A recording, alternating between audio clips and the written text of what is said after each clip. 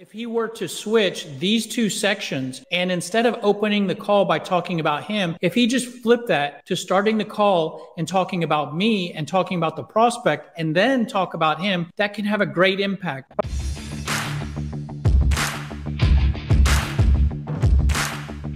Hello, this is Michael Halper with SalesScripter, and in this video, I want to provide a review and analysis of a recent first sales call appointment that I had with a salesperson that was trying to sell to me. And the quick background on this is that this appointment was scheduled from a cold call, and actually you can listen to the cold call where a salesperson from an investment bank scheduled an appointment or meeting with me, and that's on our YouTube channel. If you go to the playlist Cold Call Examples with Analysis, this video right here from an investment banker actually provides a recording of that cold call, and we also provide a review and analysis and recommended cold call script. But that's the call that led to this appointment. Now, while most of our review and analysis videos on SalesScripter include a recording of the cold call that you can actually hear what the salesperson is saying, I actually do not have a recording of this meeting. It was a really brief 10-minute conversation, and I can actually divide that 10-minute appointment into 4 sections, and I can real quickly summarize what happened in each section. And as I do that, I'm actually going to provide what he could have done better. And just about everything that I'm going to talk about here in this video can be applied to most appointments that salespeople go on. And these are really easy tips that you likely can relate to and easily implement and see an immediate improvement. Although before I get to that, I want to talk about a dynamic here, which is a cold appointment versus a warm appointment. Now, you likely have heard the term cold call versus warm call. Now, I think that we don't ever really talk about this in terms of appointments, and it's really important because I believe that most salespeople, if there is an appointment, they assume that it's warm.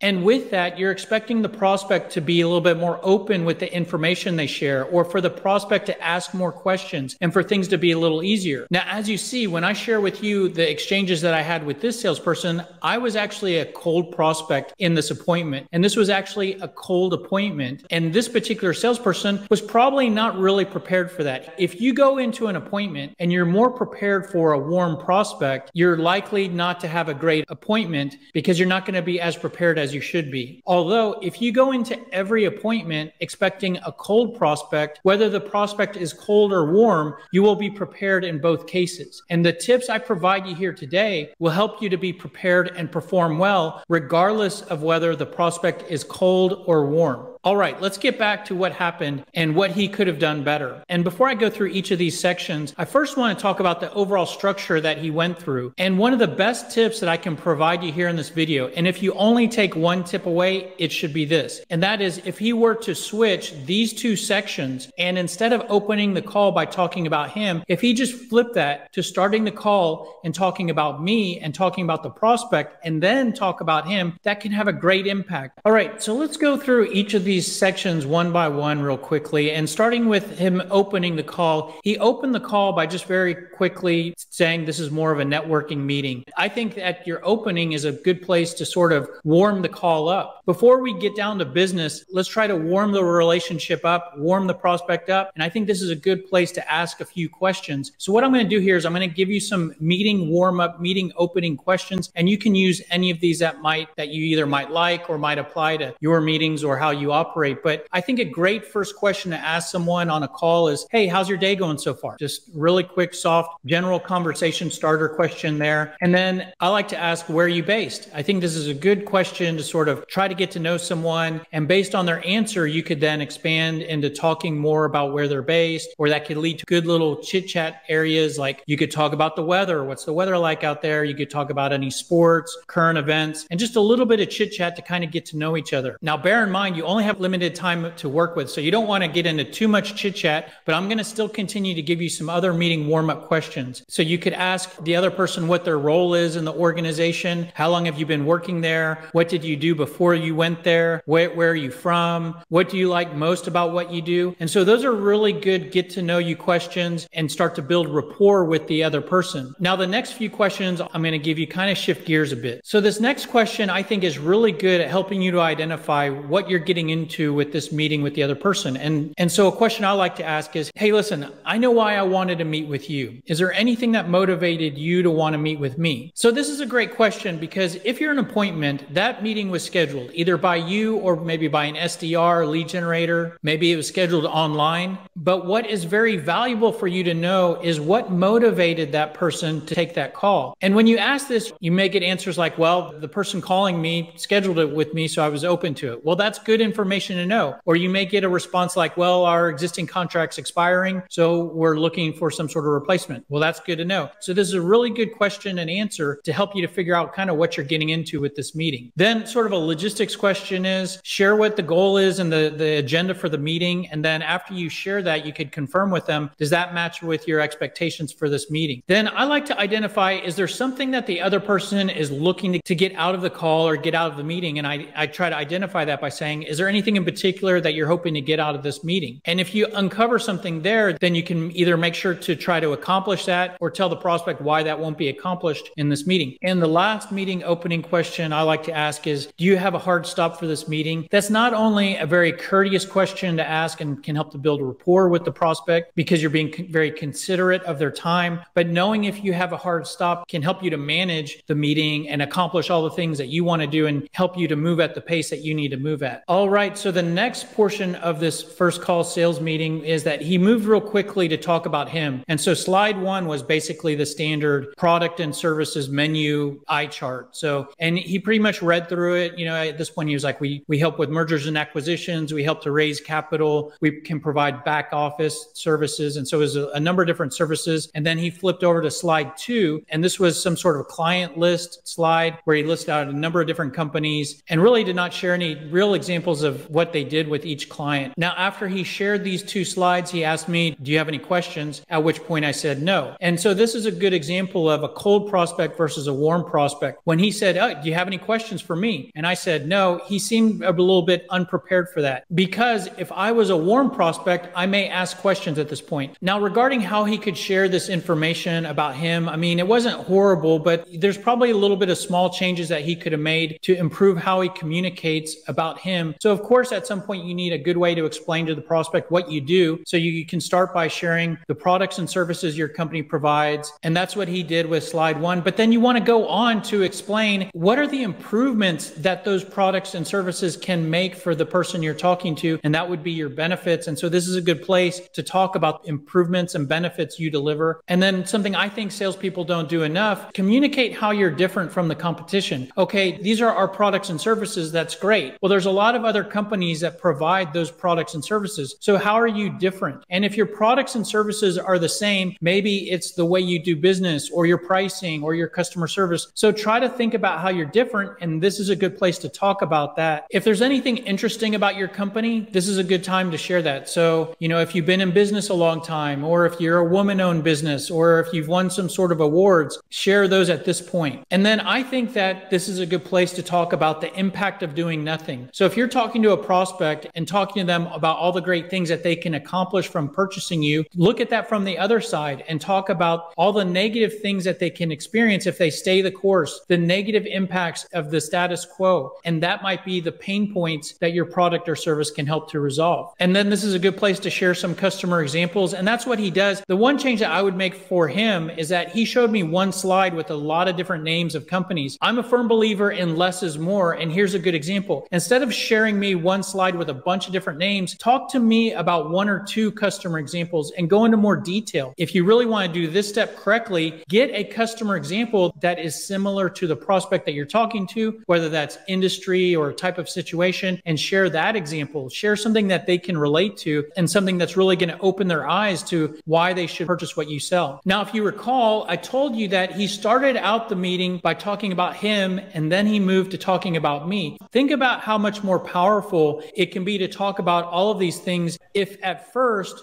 you talk about the prospect. So you ask the prospect questions and gather information about their particular situation. And then what you can do is, instead of just talking about all the different products and services that you sell, you can talk specifically about the products and services that match up well with what you just learned about the prospect. And so everything that you talk about at this point can be custom tailored to that particular prospect. And that small change could be the difference. Not only could that be the difference in having a great appointment and meeting with the prospect, but that could be the difference in your ability to build real interest on the prospect side and generate a lead. Okay, so at this point, we've talked about him. He showed his slides. He asked, do you have any questions? I said no. And then what he basically said is he said, oh, okay, well, I'd like to learn more about you too. And at this point, now remember, I'm a cold prospect. I'm not a warm prospect. So at this point, I said, what would you like to know? Which is a legitimate question, because I'd like to learn a little bit more about me. I mean, there's so many different things I can talk about. I don't really know where to begin. So what exactly is he wanting to know? So I threw the ball back to him and he asked, well, what is your long-term goal? Not a horrible question, especially related to this subject, but there's definitely better questions. I'm going to show you how that question could be stripped down into better probing questions, but it's not a horrible question. And at this point, I gave him an answer of maybe our most longest term goal as a company, which I'm not sure if that really did anything. He didn't really have a follow-up to that question. His next question was, okay, well, are you looking to add a CFO? I really don't know where he was going with this. I don't know if this question aligns with one of the services that he provides, but it actually just could be the case that he wasn't really prepared for where this conversation was going, and he was dealing with a cold prospect, and he just threw this question out there. And at this point, I told him we're not, and then that really didn't go anywhere. So how could he have improved this section? And the most simple answer to that is simply by having good questions to ask. These questions I show you now will be really powerful if you ask them early in the meeting, but you can ask them at any point. And so the first type of questions, these are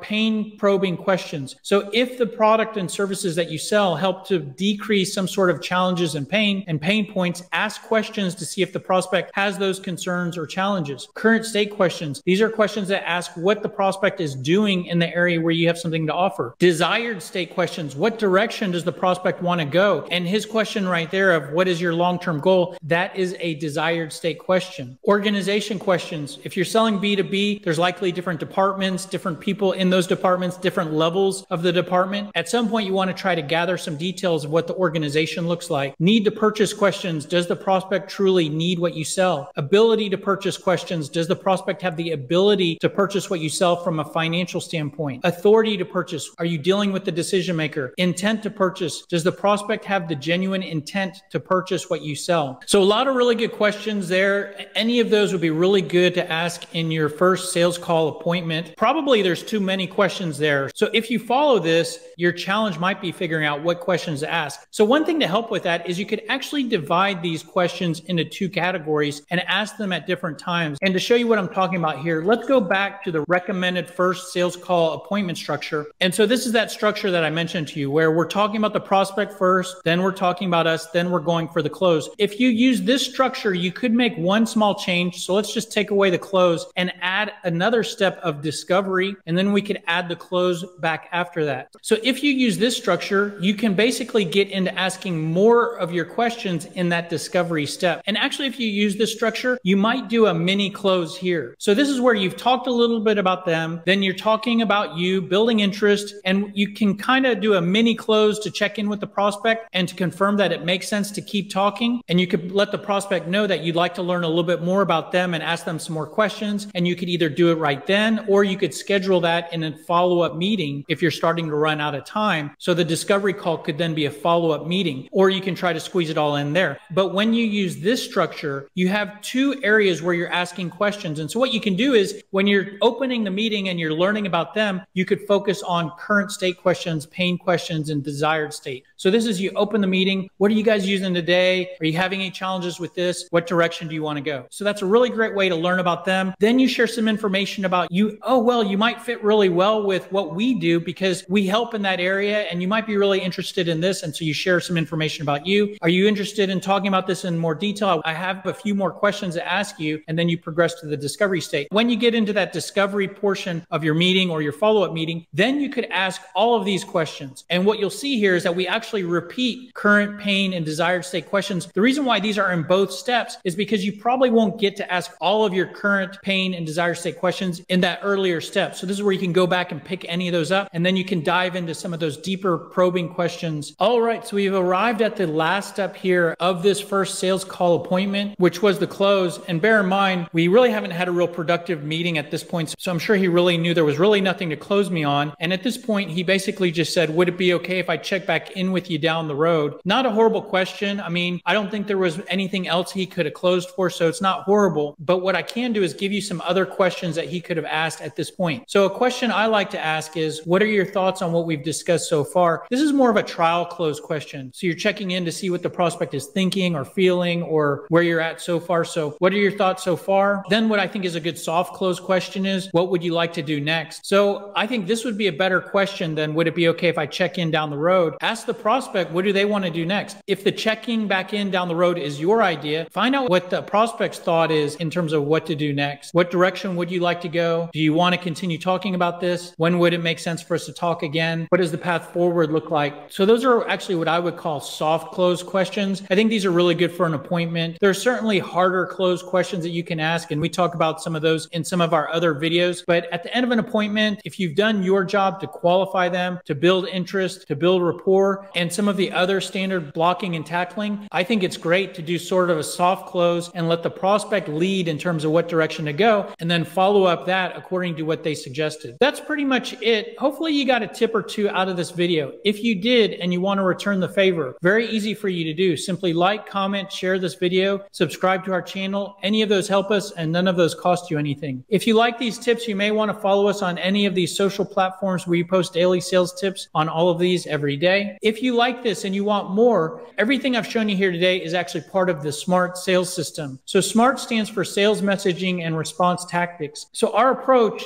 to help make salespeople more successful is by creating that foundation of a good sales message. And that's what I showed you here today. In order to create all those things to talk about in your first sales call appointment, it starts with creating a sales message to brainstorm benefits and pain points and pain questions. And once you have that, then you have all of those really good things to talk about in your first sales call. Now, we refer to it as a system because it's a step-by-step system that you can implement either for yourself or for your sales team. And level one, the foundation, is to create your sales message. We already talked about that here today, and how having that sales message gives you those building blocks, and you can use those building blocks to create your script for your first sales call. And then once you have your scripts, then it's about the how-to. So how are we going to manage these meetings? How are we going to close the prospect? How are we going to qualify the prospect? And that's all discussed in level 3. Now, as I've mentioned here today, all of this is actually on YouTube. On this playlist, there's a module for all of those different steps, and you can access all of this for free. The reason why we give away all of this for free is because all of this does align with a product that we do sell called Sales Scripter. Sales Scripter aligns with level 1 because level 1 is to create your sales message. There's an area of Sales Scripter called the Sales Message Builder that takes you through that process. Once you have your sales message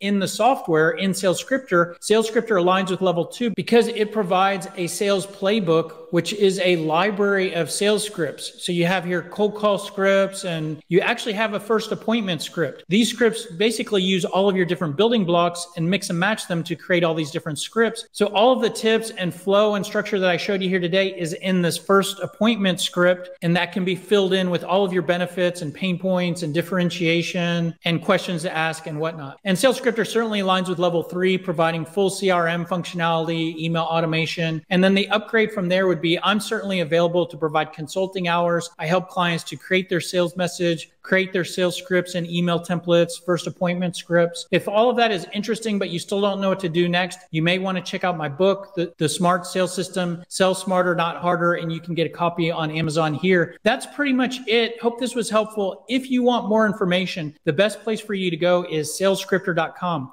Thanks again for being here, and we'll see you on the next video. Have a great day. Take care. Bye.